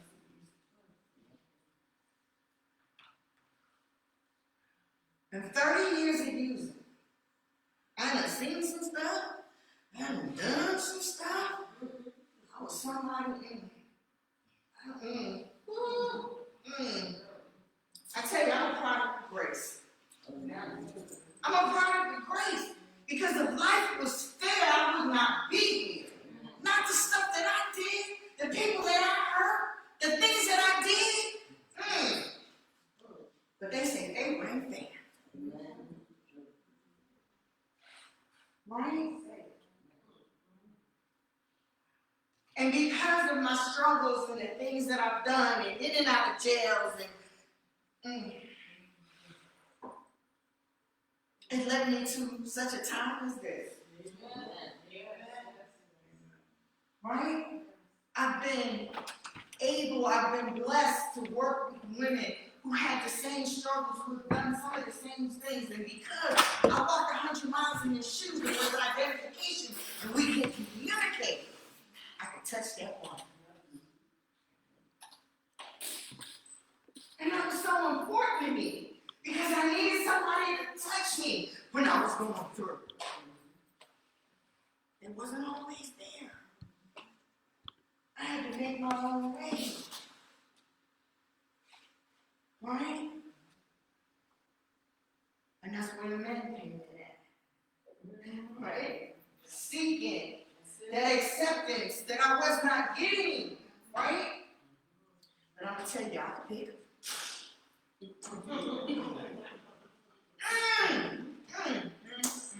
Oh, Jesus. That's why I ain't been with nobody in a long time. I met a lot of folks. I don't need no more. I'm good at myself. He said, you wanna learn something? Learn about yourself. Your need no help.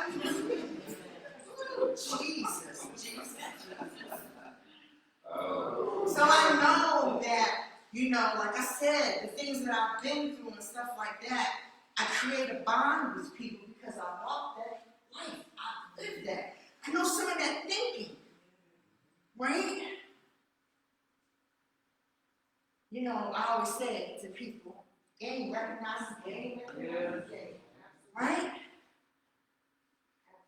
Because I will do what I can to help you if that's what you want to do and if that's what you need, right? But if you take my kindness for weakness, I know it already. I'm not going to stop doing what I'm doing because he called me to do. And I have to be obedient, I must do. Right? Even when you're shooting it. I don't be moving. Right? So, I've landed at CCP, which is an amazing company. There's one in the crowd, can't get all of everybody, but overall, right? Right? Overall, I'm so grateful, right, that I'm there, right? That people accept me for who I am. You notice I don't have I don't have a quiet voice. I don't have an inside voice. I don't. I have to stay. So,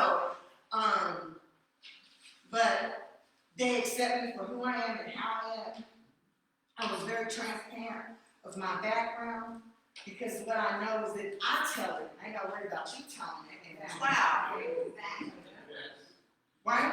That the cloud, right? I come from up underneath it because I'm going to beat you talking about it because I done told you what. So it ain't no new information. I done already shared it. Right? But I get to work with men, women, LGBTQ1+A, right? Right? I get to work with people who are different just like I am. Right? Because diversity is our strength. Right? And I know in our community, right, we come in many colors and many shades. Right? And we come from all facets of life, right? And so do they. Right? But they get the same grace that I was given. Right? And I get to share that. Right? And it blesses us. Right? Then I get the help from mine. Right? Because I know what it's like. You know what she was at? And don't make you sit around. She gonna stick. Lay nail down, honey. So, God is delivering me from that too. Right? So, but I get to work with a lot of different people in and out of substance abuse, and the correct term is misuse. I don't know about all that.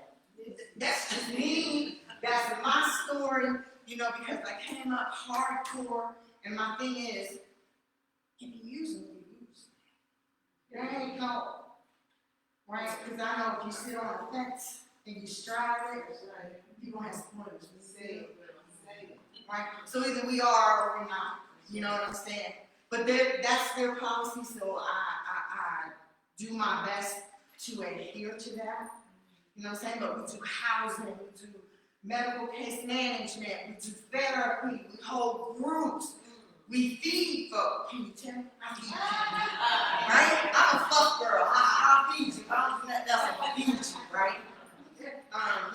We have a pantry going on, we have a clothing closet going on. There are so many services that are provided by CCP. But I do need to share that we also deal with the HIV community.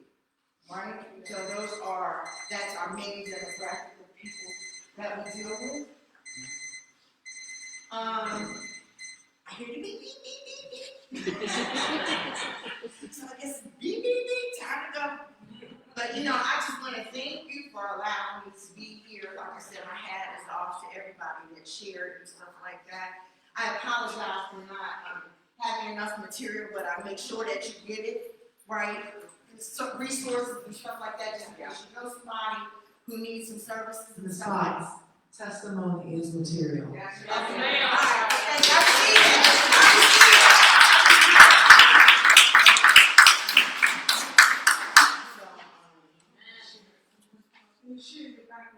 Yes, I love that was my question.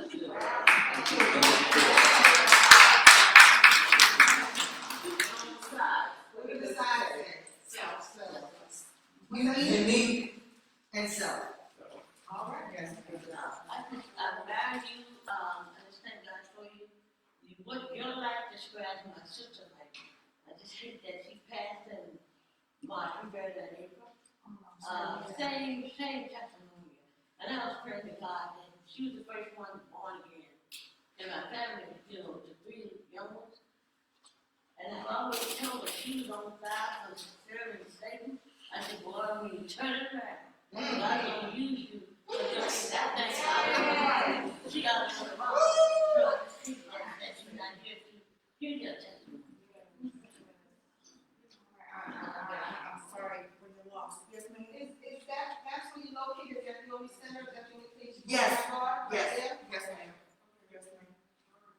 I have a question. I Yes, have been moderating this, but I think I shared with you before that I have had a loved one that was misusing substance, or I don't know what you want to call it. I didn't know it, but it was somebody very close to me. And I never, when I talked to people after the relationship was dissolved, there were things they said you should have noticed. I noticed nothing. It was hidden from me. And I'm thankful for your testimony to kind of share with us, what that looks like. What it doesn't look like. Not all people that are on substance abuse look like someone dirty, homeless. Sometimes they look like you and me. That's right. And it's very difficult to, you don't see it. It was with an ex-husband of mine, and I didn't see anything. I cleaned my house. I never saw anything that looked unusual, but his behavior was unusual. And it was hard. And so I'm glad you're here today to kind of share that with us. And your work, we're working with others, you're helping families and what you do because of your experience. And sometimes you do. God had to put you through that situation you were in so that you could be here to save lives today, and I thank you for that.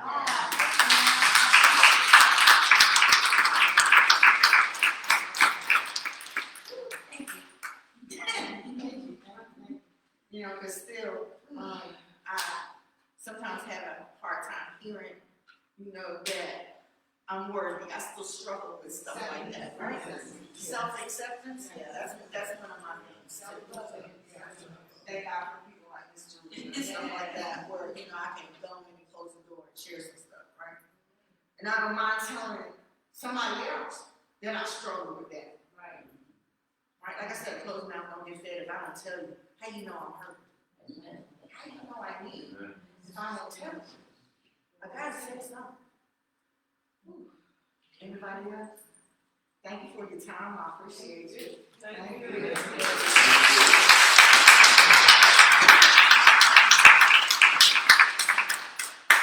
Wonderful, wonderful. Thank you for all of your questions and engagement during our session today. We want to thank our guest speakers for sharing their knowledge, experience, and expertise with us today. At this time, we'll ask before you leave today, if you fill out a brief survey. We'll have a clipboard going around and pens just to help us to design our next year's events and topics. Just stay a few more moments. We also have gift bags. You might have received them already for some of our audience and our guests. Now I wanna move on to our announcements while we're filling out the survey. And then we'll have a final reflection and a closing prayer. At this time, I'm gonna ask Diane Dunn from Friendship Missionary Baptist Church to come and share with us.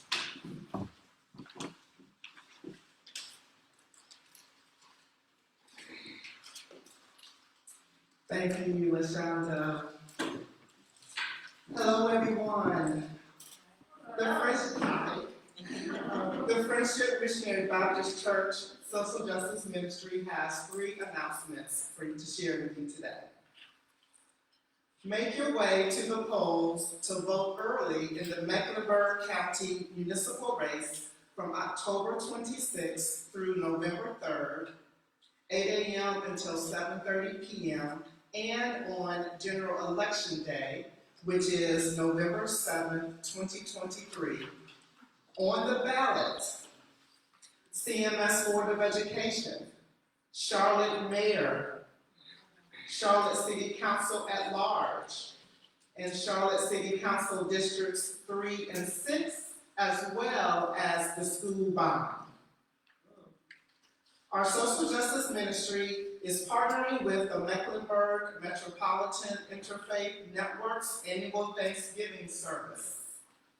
The theme this year is Radical Inclusion. This will be held on Tuesday, November 21st, 2023, from 7 p.m. to 9 p.m.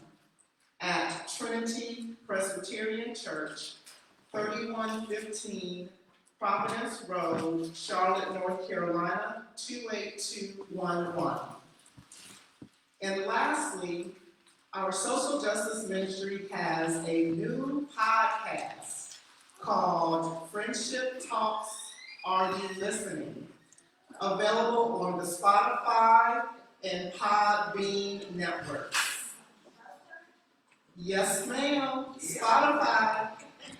Check us out as our shows explore what's happening in politics, public education, human trafficking, health, and other subjects with interesting community guest speakers.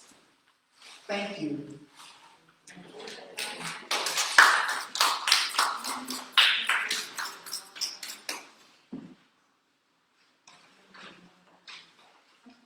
Thank you, Ms. Dunn. At this time, we want to ask Pam Jones from Antioch Missionary Baptist Church to share announcements with us.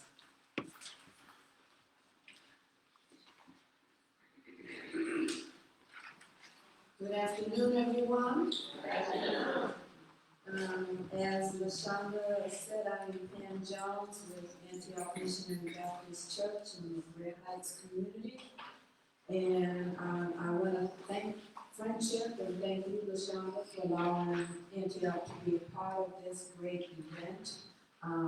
You speakers were just tremendous.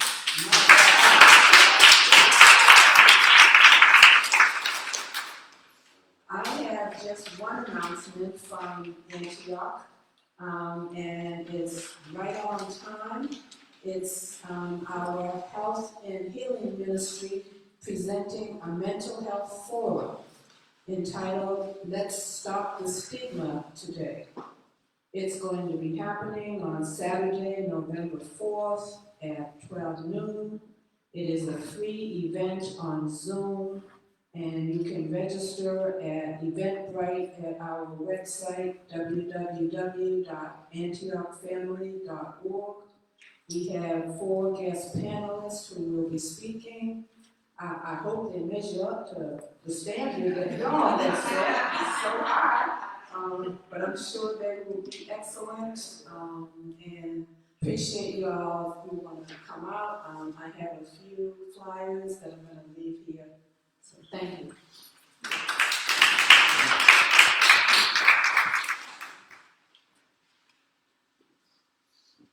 Thank you very much, Ms. Jones. At this time, we have a couple of gifts for our speakers. We're going to pass those to them. We're going to ask that thank you again for your participation in this year's Loving the Mind, Body, Soul, and Mental Health Symposium. We will enjoy our final comments with William Bill Ryan, our own Faith Friendship Missionary Baptist Church Social Justice Ministry leader, to close us out. Thank you.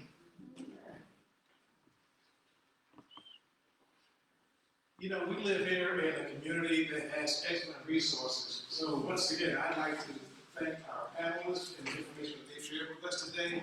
So we can live around it's Saturday, and there's homecoming, there's football games on TV, there's marketing that needs to be done, there's grocery shopping that needs to be done. But I could not think of a better place where I would like to spend my Saturday gaining the knowledge and information and insight that this panel has shared with us today. In the sense of reflection, I think what we've heard is that these issues impact all of us, no matter where we live, no matter how much money we make, no matter what our backgrounds are. So we all have to be cognizant of what these issues are. We named this program Loving Me. And it, you know, and this is we've done this for a number of sessions, but the main reason it's called Loving Me is that we need to fix ourselves before we can work on other folks. So we're a program that will help us help others. And as we continue to build this network, as we continue to help our community, we hopefully will see the benefits. Some of the things that I've heard as I was, sitting here, taking note and listening and clapping and, just enjoying with the conversation is that we have to check on our people. Don't leave them in isolation. Don't think that they're okay just because they're not reaching out to you. The other thing I've heard, and this is probably, from personal experience, is that some of us, we're starting to approach the holiday season. I mean, there is no more stressful period in our yearly existence is the holidays. And, so, we give a little leeway to folks because, we're all going to be a little more stressed out. We're all going to be a little more rushed. We're all going to be a little more in need of attention. And then some of us who have, young people away at college, those are not, they're going to come home. They're not the same people you drop off on campus. So give them room. And they're also stressed out because, not just their phone being broken, but, they might not have to pass the final exam, and so they have some grade issues. I've heard it before, but it's reminded me again, common sense ain't common. What we think should be, routine is not necessarily so any longer. And mostly, I guess the message that I'm going to carry away with me today is, that grace and mercy is all of ours. Yes. We have to accept it. We have to use it and build on it to help each other. And I know I'm standing here in the way, kind of between you and the parking lot, so I'm going to stop and wrap this up. But again, just a few thanks. Our panelists once again, our committee, LaShonda and Valerie and others that have worked to pull this session together. You've all done a great job.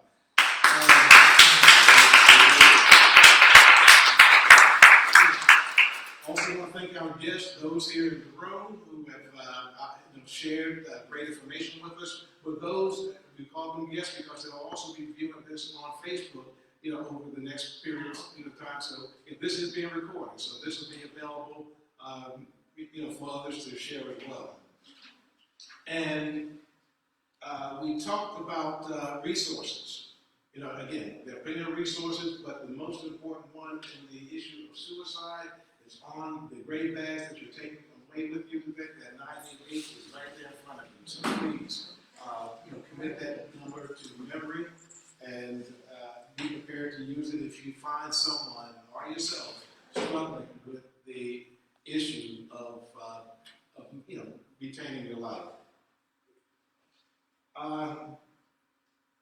We talked about podcasts, but anyway, as we wrap this up, and with all the thanks for allowing us to be here, I'd like to leave us with a brief prayer as we head out for the rest of our day.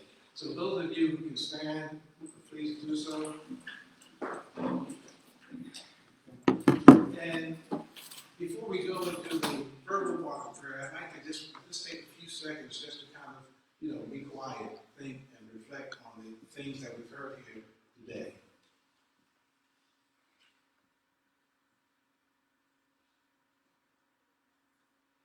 And as I pray, please pray with me.